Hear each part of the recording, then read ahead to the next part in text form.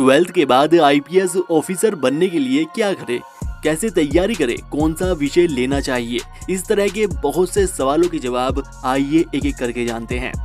दोस्तों सबसे पहले तो आपको आईपीएस ऑफिसर बनने के लिए 12th के बाद ग्रेजुएशन पास करना होगा।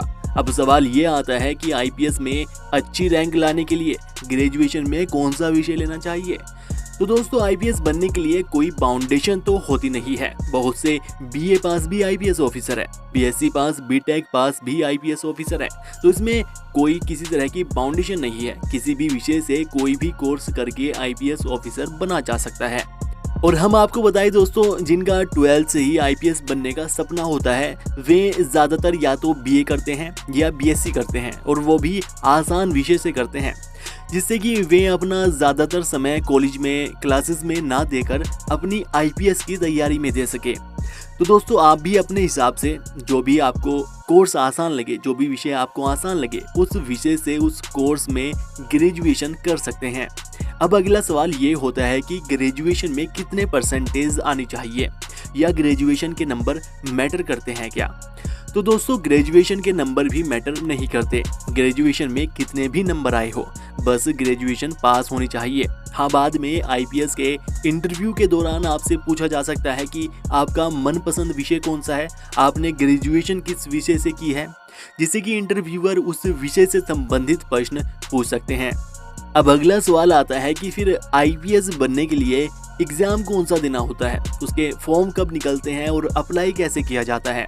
तो दोस्तों आईपीएस बनने के लिए यूपीएससी का सिविल सर्विस एग्जाम देना होता है। इस एग्जाम के द्वारा 24 पदों पर भर्ती की जाती है, और उन्हीं 24 पदों में से एक पद होता है आईपीएस ऑफिसर का। और दोस्तों इसके एप्लीकेशन फॉर्म फरवरी और मार्च के महीने में निकलते हैं, जिसे आप यूपीएससी की ऑफिशियल वेबसाइट upsc.gov.in पर जाकर भर सकते हैं। इस एग्जाम के लिए आयु सीमा कितनी होनी चाहिए।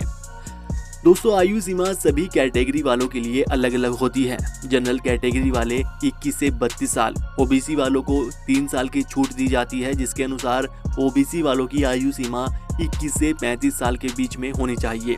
एससी एसटी वालों को 5 साल की छूट दी जाती है, जिससे एससी एसटी वालों की आयु सीमा 21 से 37 साल के बीच में होनी चाहिए।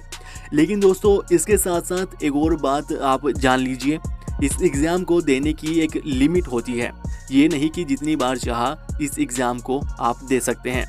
इस एग्ज़ाम को जनरल कैटेगरी वाले सिर्फ 21 से 32 साल के बीच सिर्फ 6 बार दे सकते हैं। ओबीसी वाले 21 से 35 साल के बीच केवल 9 बार, और एससी एसटी वालों की मौज होती है, उनके लिए कोई लिमिट नहीं होती। 21 से 37 साल के बीच एससी एसटी वाले जितनी बार चाहें इस एग्ज़ाम को दे सकते हैं। एक और ज़रूरी बात मैं आपको बता दूं दोस्तों, आईपीएस बनने के लिए हाइट, चेस्ट भी नापी जाती है। पुरुष कैंडिडेट की हाइट 165 सेंटीमीटर और महिला कैंडिडेट की 150 सेंटीमीटर होनी चाहिए, और ओबीसी एससी एसटी वालों को हाइट में 5 सेंटीमीटर की छूट भी दी जाती है। पुरुष की छाती 84 सेंटीमीटर और महिला की 79 सेंटीमीटर होनी चाहिए, और इसमें फूलने के बाद 5 सेंटीमीटर का फैलाव भी आना चाहिए।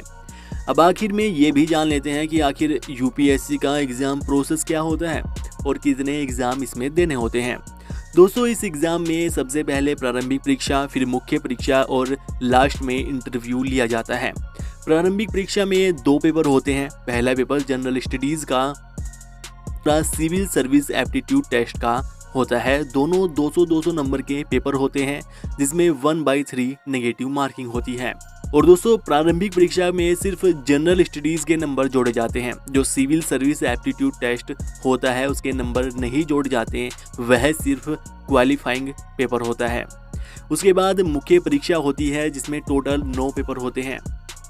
इसमें 2 लैंग्वेज के पेपर होते हैं। उसके बाद जनरल स्टडीज़ 1, 2, 3, 4 के पेपर होते हैं, और आखिर में 2 ऑप्शनल पेपर 1 और पेपर 2 होते हैं। इन एग्ज़ाम को क्लियर कर लेने के बाद इंटरव्यू के लिए बुलाया जाता है। इंटरव्यू भी काफ़ी मुश्किल तो होता ही है, लेकिन इसे जो पास कर लेते हैं वे बन जाते हैं आईपीएस ऑफिसर, और उन्हें फिर ट्रेनिंग के लिए भेज दिया जाता है। दोस्तों अगर आपको इस एग्ज़ाम के सिलेबस के बारे में या पुराने एग्ज़ाम पेपर के बारे में भी जानकारी चाहिए तो नीचे कमेंट करके बताइएगा, हम उस पर भी वीडियो बना देंगे। और इस वीडियो को लाइक कीजिएगा, अपने दोस्तों में शेयर कीजिएगा और ऐसी ही और जानकारी के लिए चैनल को सब्सक्राइब करके बेल आइकन दबा लीजिएगा।